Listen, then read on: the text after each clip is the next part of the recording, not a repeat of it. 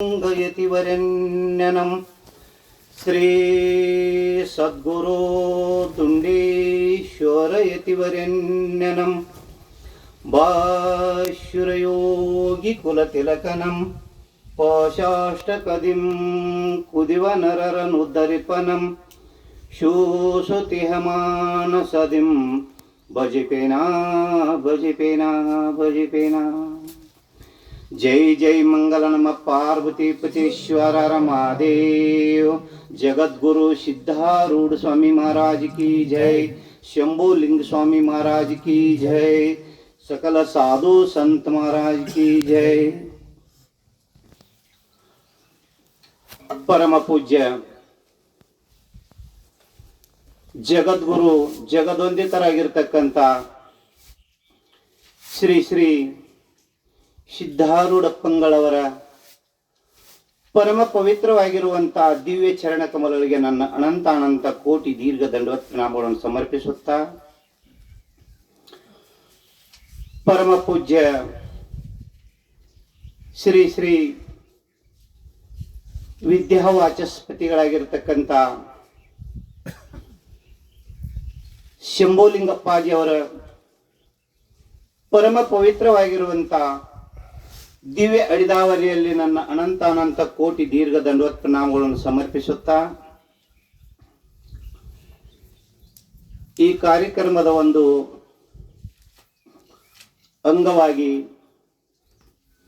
ಸದಾವು ಕಾಲ ತಮ್ಮನ್ನು ತಾವು ಅಧ್ಯಾತ್ಮದಲ್ಲಿ ತೊಡಗಿಸಿಕೊಂಡು ಎಲ್ಲರನ್ನು ಕರೆದುಕೊಂಡು ಸಾಗುತ್ತಿರತಕ್ಕಂಥ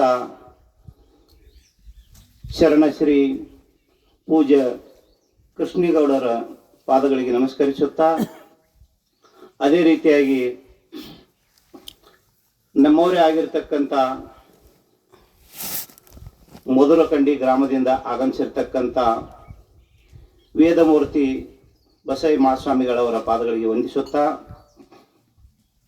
ಅದೇ ರೀತಿ ಇನ್ನೊಬ್ಬರು ಪೂಜ್ಯರು ಹಿಪ್ರಿಗೆ ಗ್ರಾಮದಿಂದ ಆಗಮಿಸಿರ್ತಕ್ಕಂಥ ಆ ಸ್ವಾಮಿಗಳಿಗೆ ಕೂಡ ನಾವು ಅನಂತ ನಮನಗಳನ್ನು ಸಮರ್ಪಿಸುತ್ತಾ, ಇವತ್ತಿನ ದಿವಸ ಇಂಥ ಒಂದು ಕಾರ್ಯಕ್ರಮದಲ್ಲಿ ಪ್ರವೇಶ ಆಗುವಂತ ಹೇಳ್ತಾ, ಎನ್ನ ಆತ್ಮೀಯ ಗುರು ಬಂಧುಗಳೇ, ತಮ್ಮೆಲ್ಲರಿಗೆ ನನ್ನ ಶರಣಾರ್ಥಿಯನ್ನು ಸಮರ್ಪಿಸುತ್ತಾ, ಅತ್ಯಂತ ಶ್ರೇಷ್ಠವಾಗಿರ್ತಕ್ಕಂಥ ಶ್ರೀಮನ್ ನಿಜಗುಣಿ ಶಿವಯೋಗಿಗಳಿಂದ ವಿರಚಿಸಲ್ಪಟ್ಟಂತ ಕೈಯಲ್ಲಿ ಪದ್ಧತಿ ಎಂಬ ಗ್ರಂಥದ ಜ್ಞಾನ ಪ್ರತಿಪಾದನಾ ಸ್ಥಳದ 2ನೇ ಪದ್ಯವನ್ನು ಆಧಾರವಾಗಿರಿಸಿಕೊಂಡು, ಯಾಕಂದ್ರೆ ಎಲ್ಲದರಲ್ಲಿ ಶ್ರೇಷ್ಠವಾಗಿರ್ತಕ್ಕಂಥದ್ದು ಜ್ಞಾನ.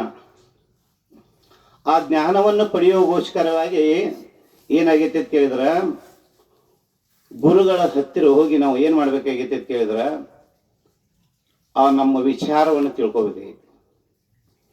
ಏನಾಗಿಬಿಟ್ಟೈತೆ ಅಂತ ಕೇಳಿದ್ರೆ ರೀ, ಇದ್ದದ ಸಿದ್ಧದ, ಆದ್ರೆ ನಮಗಿಲ್ಲಿ ಏನಾಗೈತಿ ಅಲ್ಲಂತೇಳಿ ಸಮಸ್ಯೆ ಆಗ್ಯದ.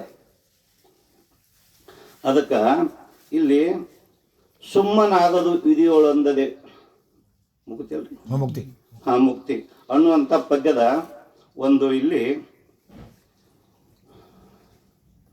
ಶರೀರ ಮುಂತಾದಿ ಉಪಾಧಿಗಳ ನೀಡಾಡದೆ ಅಂದ್ರೆ ಈ ವಿಷಯವಾಗಿ ಶರೀರ ನಂಬುದು ಎದಕ್ಕೆ ಬಂದದ,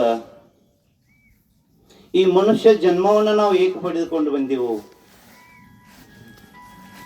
ಅಂತೇಳಿ ನಾವು ವಿಚಾರ ಮಾಡಬೇಕಾಗಿತ್ತಂದ್ರ, ಈ ಮನುಷ್ಯ ಎಲ್ಲ 84 ಲಕ್ಷ ಜೀವರಾಶಿ ಒಳಗ ವಿಶೇಷವಾಗಿರ್ತಕ್ಕಂಥದ್ದು ಯಾವುದತ್ ಕೇಳಿದ್ರ, ಅದು ಶ್ರೇಷ್ಠವಾಗಿರ್ತಕ್ಕಂಥದ್ದು ಯಾವುದತ್ ಕೇಳಿದ್ರ ಮನುಷ್ಯ ಜನ್ಮ. ಅಲ್ಲೇ ಮೇಲಿನ ಪದ್ಯ ಒಳಗೆ ಹೇಳ್ಯಾರ ನೋಡ್ರಿ, ಮನುಷ್ಯತ್ವಂ ಮುಮುಕ್ಷತ್ವಂ ಅಂತೇಳಿ. ಅದಕ್ಕೆ ಇಲ್ಲಿ ಮನುಷ್ಯ ಶರೀರ ಅನ್ನುವಂಥದ್ದು ಬಹಳ ಅತ್ಯಂತ ಶ್ರೇಷ್ಠವಾಗಿರ್ತಕ್ಕಂಥದ್ದು. ಇದನ್ನು ನಾವು ಎದಕ್ಕೂ ಪ್ರಯೋಗ ಮಾಡಬೇಕು. ಶರೀರ ಬಂದದ ತಿಳಿಕೆಯಿಂದ ಬರೀ ಎಲ್ಲ ವ್ಯಾವಹಾರಿಕವಾಗಿ ನಾವೇನು ಮಾಡ್ತಾ ಇದ್ದೀವು, ಇದು ಸತ್ಯ ಅದು ಸತ್ಯ, ಪ್ರಪಂಚನ ಸತ್ಯ, ಈ ಜಗತ್ತ ಸತ್ಯ ಅಂತ ನಾವೇನು ಮಾಡ್ತಾ ಇದ್ದೀವಿ ಅಂತ ಕೇಳಿದ್ರೆ ಬರೀ ಅದನ್ನ ಮಾಡ್ತಾ ಇದ್ದೀವಿ. ಗುರುಗಳಂದ್ರೆ ಗುರುತಿಲ್ಲ, ನಾವು ಯಾರು ಅನ್ನೋದು ಗುರುತಿಲ್ಲ.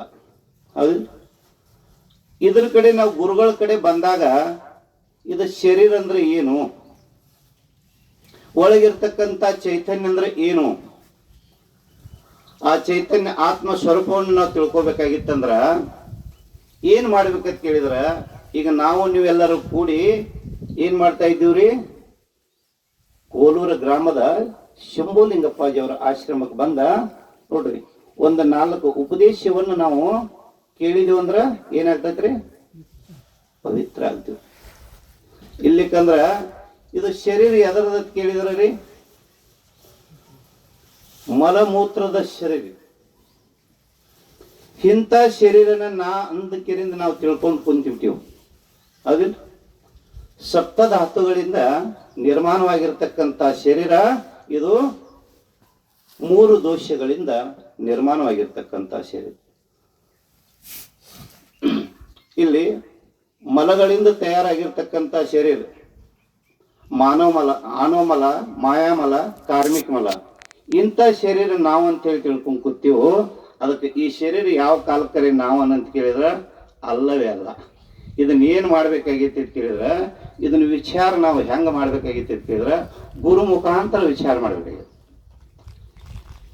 ಇದು ಶರೀರ ಮಿಥ್ಯ, ಒಳಗಿರ್ತಕ್ಕಂಥ ಆತ್ಮ ಸತ್ಯ ಅನ್ನೋದು ನಾವು ತಿಳ್ಕೊಬೇಕಾಗಿತ್ತಂದ್ರ ಏನ್ ಮಾಡ್ಬೇಕಂತ ಹೇಳ್ತಾರ್ರಿ, ಶ್ರವಣ, ಮನನ, ನಿಧಿಧ್ಯಾಸ ಇವನು ಮಾಡ್ಬೇಕು. ಗುರುಗಳ ಸೇವೆಗೆ ನಾವು ಪಾತ್ರರಾಗಿ ಈ ರೀತಿಯಾಗಿ ನಾವು ಶ್ರವಣ, ಮನನ, ನಿಧಿಧ್ಯಾಸ ಮಾಡಿದ್ವಿ ಅಂದ್ರ, ಗುರು ಹೇಳಿದ ಉಪದೇಶವನ್ನು ನಾವೆಲ್ಲರೂ ಪಾಲನೆ ಮಾಡಿದ್ವಿ ಅಂದ್ರ ಏನಾಗ್ತೈತೆ ಅಂತ ಕೇಳಿದ್ರ ಇಂಥ ಒಂದು ನಮ್ಮ ಮನುಷ್ಯ ಜನ್ಮ ಪಾವನ ಆಗ್ತದೆ. ಅದಕ್ಕೆ ಇಲ್ಲಿ ಶರೀರ ಅಂತ ಹೇಳಿಕೆ ಮ್ಯಾಗಿಂದೊಂದು ನೋಡಿ ನಾವು ಶರೀರ ಅಂತ ಹೇಳಿದೆವು. ಅದಕ್ಕೆ ಇಲ್ಲಿ ಶರೀರಗಳು ಎಷ್ಟು ಇದ್ದಾವೆ ಅಂತ ಕೇಳಿದ್ರೆ ರೀ, ಸ್ಥೂಲ, ಸೂಕ್ಷ್ಮ, ಕಾರಣ. ಇಲ್ಲಿ ಜೀವ ಮತ್ತು ಈಶ್ವರ ಏನೈತ್ರಿ, ಭೇದ ಆಗ್ಯದ. ದೇವರು ಬೇರೆ, ನಾನು ಬೇರೆ ಅನ್ನೂ ಭೇದ ಆಗ್ಯದ. ಅದಕ್ಕೆ ತತ್ವಮಸಿ ಮಾವಾಕ್ಯದ ವಿಚಾರಗಳನ್ನು ಇಲ್ಲಿ ಬಹಳ ಸ್ಪಷ್ಟವಾಗಿ ಹೇಳಿದ್ದಾರೆ ಶಿವರು. ಅದಕ್ಕೆ ಇಲ್ಲಿ ಆ ಪರಬ್ರಹ್ಮ ಸ್ವರೂಪವೇ ನೀನಿದ್ದಿ, ಆ ಪರಮಾತ್ಮನ ನೀನಿದ್ದಿ. ಇಲ್ಲಿ ಏನು ಉಪಾಧಿ ಆಗ್ಯದ, ಮಾಯಾ ಉಪಾಧಿ ಈಶ್ವರನಿಗೆ ಆಗ್ಯದ, ಅವಿದ್ಯಾ ಉಪಾಧಿ ಜೀವನಿಗೆ ಆಗ್ಯದ. ಇವು 2 ಉಪಾಧಿಗಳನ್ನು ಕಳೆದಾಗ ಏನದ ರೀ, ಒಂದೇ ಅದ. ಅದಕ್ಕ ಸತ್ ಅಂತಾರ, ಅದಕ್ಕ ಚಿತ್ ಅಂತಾರ, ಅದಕ್ಕ ಪರಿಪೂರ್ಣ ಅಂತಾರ, ಅದಕ್ಕ ಆನಂದ ಅಂತ ಕರೀತಾರ, ಅದ ಪರಬ್ರಹ್ಮ ಅಂತ ಕರೀತಾರೆ.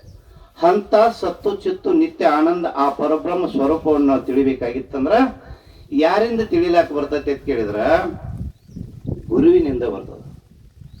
ಅದಕ್ಕೆ ಗುರುವಿಗೆ ಏನ್ ಹೇಳ್ತಾ ಇದ್ದಾರು, ನ ಗುರುರ್ ಅಧಿಕಂ ಇತಿ ಶಿವಶಾಸನತ. ಈ ಜಗತ್ತದೊಳಗ ಗುರುವಿನಿಗಿಂತನೂ ಶ್ರೇಷ್ಠವಾಗಿರ್ತಕ್ಕಂಥವ್ರು ಯಾರು ಇದ್ದಾರೆ ಅಂತ ಕೇಳಿದ್ರೆ ಯಾರು ಇಲ್ಲ ಅಂತ ಹೇಳ್ತಾರೆ ಶ್ರುತಿ. ಅದಕ್ಕ ಗುರು ಸರ್ವಶ್ರೇಷ್ಠವಾಗಿರ್ತಕ್ಕಂಥ ಅಂತ ಗುರುವಿನನ್ನು ನಾವು ಶೋಧನೆ ಮಾಡಿಕೆಯಿಂದ ಏನ್ ಮಾಡ್ಬೇಕಂತ ಕೇಳಿದ್ರೆ, ಆ ಗುರುವಿನ ಸೇವೆಯನ್ನು ಮಾಡಿ ಹೋಗಿ ವಾಕ್ಯಗಳನ್ನ ನಾವು ಶ್ರವಣ, ಮನನ, ನಿಧಿಧ್ಯಾಸನ ಮಾಡಿದೀವಿ ಅಂದ್ರ ಗುರು ಏನ್ ಹೇಳ್ತಾನೋ, ಇದು ಜಗತ್ ಮಿಥ್ಯದಪ್ಪ, ಬ್ರಹ್ಮ ಸತ್ಯದ, ಜೀವ ಬ್ರಹ್ಮನಿಗೆ ಅನ್ಯನಲ್ಲ. ಅದಕ್ಕ ಈ ಶರೀರ ಮಿಥ್ಯದ, ಒಳಗಿರ್ತಕ್ಕಂಥ ಚೈತನ್ಯ ಸ್ವರೂಪ ಆತ್ಮ ಸತ್ತಿದ್ದಾನ. ಆ ಆತ್ಮ ಮತ್ತು ಪರಮಾತ್ಮನ ಒಂದು ಯೋಗದ ಕೂಡುವಿಕೆ ಅದನ್ನು ತಿಳಿಯುವ ಸಲುವಾಗಿ ಅದಕ್ಕೆ ನೀ ಏನ್ ಮಾಡು, ಶ್ರೋತ್ರಿಯ ಬ್ರಹ್ಮನಿಷ್ಠ ಸದ್ಗುರುವಿನ ಸೇವೆಯನ್ನು ಮಾಡಿ ಅಂತ ಗುರುವಿನ ಉಪದೇಶ ವಾಕ್ಯವನ್ನು ಕೇಳಿ ಧನ್ಯನಾಗು ಅಂತ ಹೇಳಿಕೆಯಿಂದ ಶ್ರೀಮನ್ನಿಜಗುಣಿಸಿಗಳು ಬಹಳ ಸ್ಪಷ್ಟ ಹೇಳಿದ್ದಾರೆ.